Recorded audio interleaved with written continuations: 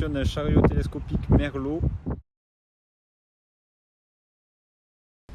Concernant tous les boutons ci-dessous, ici vous trouvez le bouton de régénération du moteur, ici le bouton du gyrophare de la machine, ici les feux de travail avant, ici les feux de travail arrière. Selon la machine, si elle est équipée ou non, ici vous trouvez le phare de travail sur la flèche. Ici, toujours pareil, si la machine en est équipée, vous pouvez trouver la stabilisation de la cabine. Ici, la stabilisation de la flèche.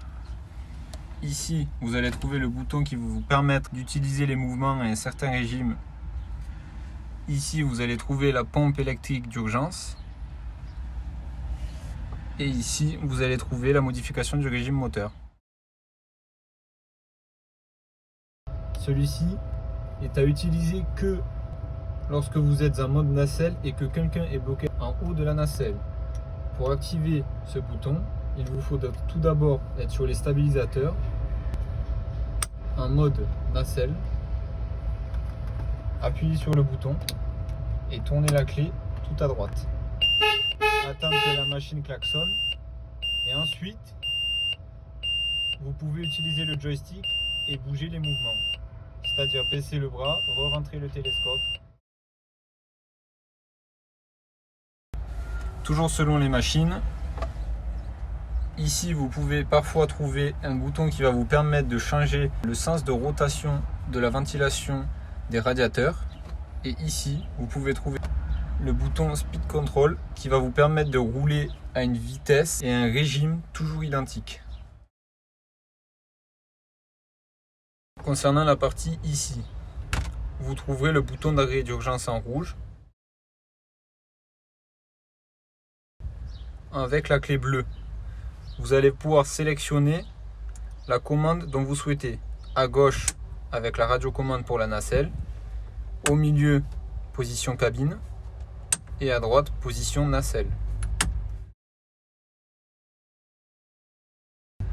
Concernant la clé rouge, celle-ci va vous permettre d'utiliser ou non le joystick. À gauche, vous pouvez entièrement utiliser le joystick. Au milieu, le joystick ne peut pas être utilisé. Et à droite, en cas d'extrême nécessité ou d'urgence, celui-ci va vous permettre de débloquer les fonctionnalités du joystick si la machine bloque les mouvements. Et enfin ici, vous allez trouver un sélecteur qui vous permet de déterminer la zone de travail avec la plateforme.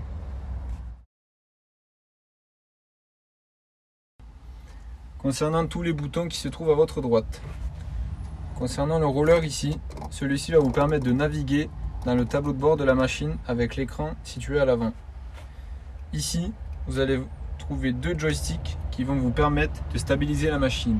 Vers l'avant pour baisser les stabilisateurs de la machine et vers l'arrière pour lever les stabilisateurs.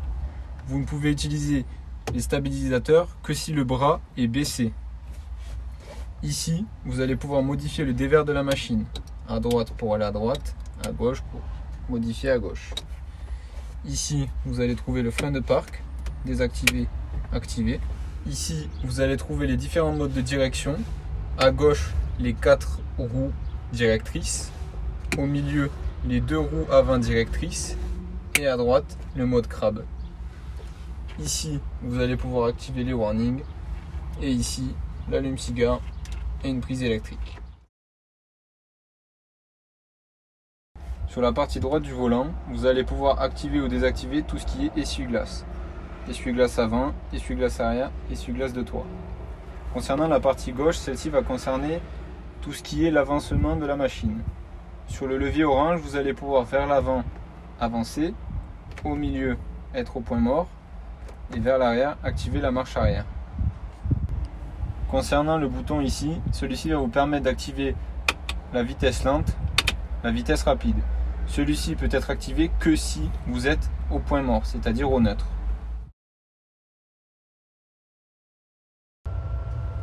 Concernant l'écran de bord, vous allez pouvoir modifier différents paramètres selon votre mode de travail. Ici, vous allez trouver le nivellement de la machine. Ici, ce sont les stabilisateurs de la machine. S'ils sont en vert, c'est que les deux stabilisateurs sont bien en haut. Et ici, votre zone de travail, la hauteur et la longueur, selon le poids.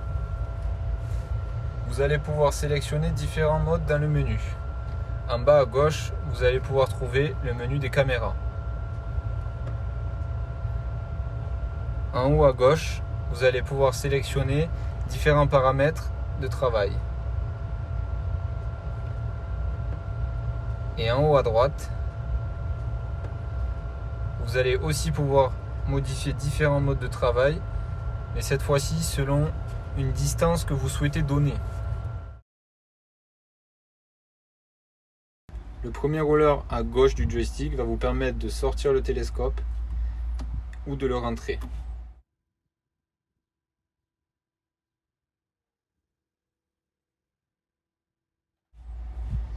Sur le roller de droite, celui-ci va vous permettre de contrôler la ligne auxiliaire en tête de flèche.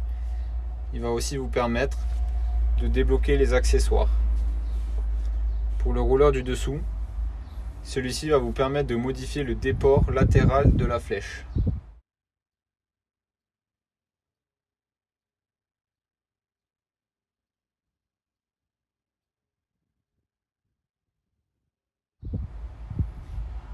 Ici, vous allez trouver la position neutre concernant l'avancement de la machine. Concernant le roller situé à l'arrière, celui-ci va vous permettre vers l'avant d'actionner la marche avant et vers l'arrière d'actionner la marche arrière. Et concernant les trois boutons à l'arrière du joystick, ils vont permettre eux aussi de contrôler les diverses lignes auxiliaires. Si vous tirez le joystick vers vous, vous allez pouvoir lever la flèche. Si vous le poussez vers l'avant, vous allez baisser la flèche.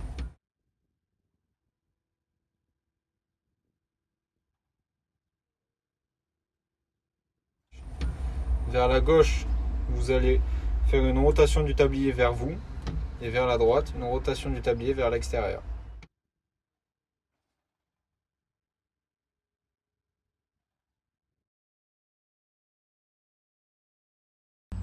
Si votre machine est équipée d'une nacelle ou d'un treuil ou d'un accessoire Merlot que vous pouvez utiliser avec la télécommande, celle-ci se trouve ou à l'arrière de la cabine, derrière vous, ou à votre gauche.